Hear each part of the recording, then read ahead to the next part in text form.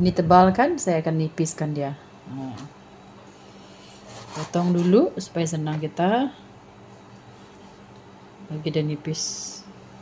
Nih saya potong, saya bagi dia nipis. Ini agak tebal isi dia.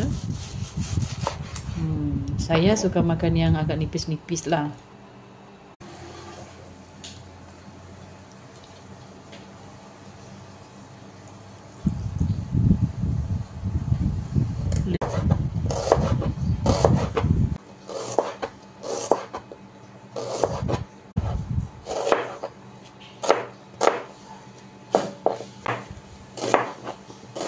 Kalau saya sendiri, saya memang suka halia.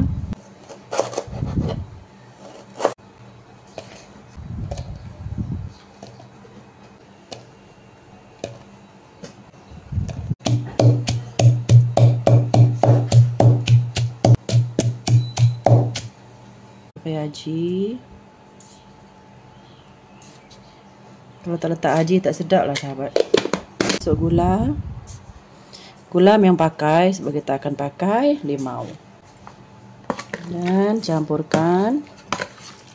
Saya masuk awal dia punya garam. Masukkan air limau agak-agak lah, takut terlalu masam.